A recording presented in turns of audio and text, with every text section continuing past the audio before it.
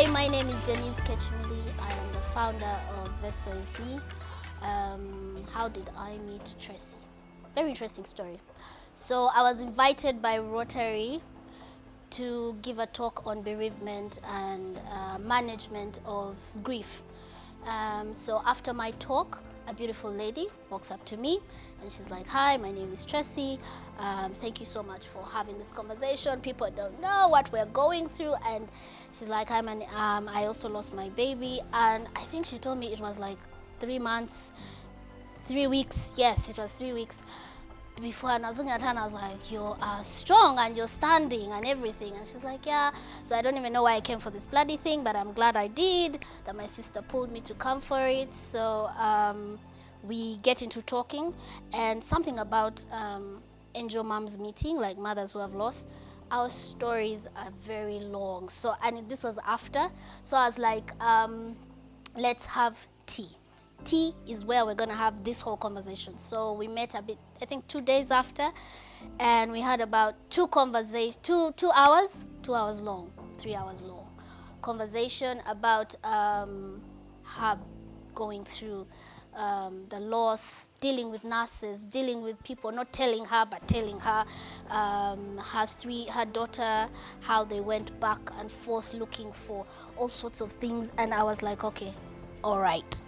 This is then at the end she's like, I need to honor my child. I want to do something to honor my baby. And I was like, okay, what do you want to do? And she's like, I want to start a breast milk bank. And I was like, fantastic, because we needed it. There was one but it's there but it's not there. It's like semi in out. So I was like, yes, let's do this.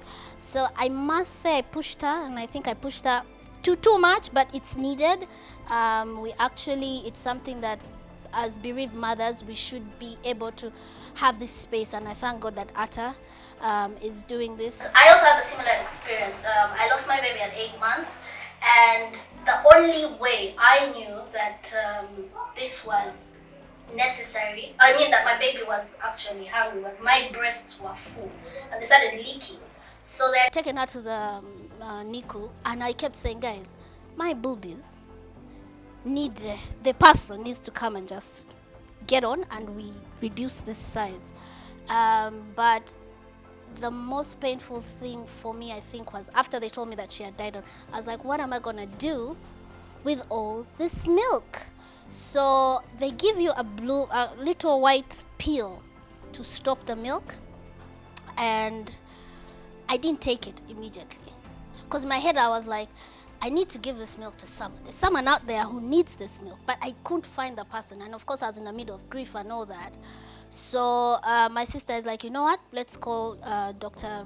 Victoria, I think is her name, and see how we can get the milk to her. Guys, so we get a pump, I pump milk, I put milk in those blue peppers, those blue sachets of theirs, and I freeze the milk, because we're like, you know what, we can't get a hold of her. This is Christmas time meanwhile. And then she calls and she's like, we don't have space. So now my sister's like, what do we do with this milk? I was like, well, there must be someone who needs milk, because everybody needs milk somewhere. But we didn't have, at that point, I think Facebook hadn't been, it was not something that you're going to shout about. First of all, I'd already lost my baby, so everyone was like, we don't approach her, we're not coming near her. And in my head I was like, I really want to give, but it was like, no. So my doctor called me, he's like, start taking the white pill, please, so that, because now you're just going to get mastitis, what is it, that whole, yeah. So I was like, okay, let's start taking the pill. But I would pump milk and pour it down the sink. And it was the most painful thing, because you're thinking there's a baby somewhere who needs this milk, and yet here I am with my 2 boobies full and no one to give them to, no one to give the milk to. So I was like, how do we do this? So when Tracy came up with this, I was like, fantastic, let's do this. So I pushed her. I must say I pushed her a bit hard, because I needed it to start immediately, because and there's something I kept telling her. I was like, babies can't die because there's no milk. Like, we are women. We manufacture literally everything. There has to be someone who can collect this milk, right? And that was the thing that I told her. I said, be a collection center that just sends it out to wherever it needs to be. And I'm really glad for the work that she's doing, and she's literally touched so many people were coming to us and like, we need milk. This was the thing. So we even started that whole Got Milk poster, because like every other week at Vessel we had the Got Milk, and I was like, but we're dealing with bereaved mothers, you know? So you start trying to have that conversation with them, but it's not, they're worried about how it's going to be received, you know? Like, you're grieving and you're giving milk. Like, people are like, how are the two even connected? So what Trish is doing now, I'm for it. In fact, it's one of the we call them self-soothing mechanisms that we use to help mothers deal with their grief.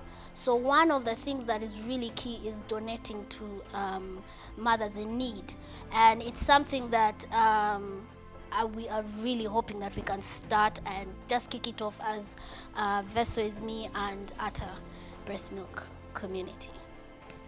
Yeah. So what I see, which is something I had wanted to do, but I'm glad Trish is doing it, is breast milk banks in at least 65 districts to help, because we have 65 referral hospitals, right? So in Uganda, I generally feel like that's where it should be, but then I also see it going wider, because babies can't die because of no milk. Like, let's die because of, I don't know, no oxygen or something, but no milk? Like, really? So I see that expansion going on for ATTA. Yeah.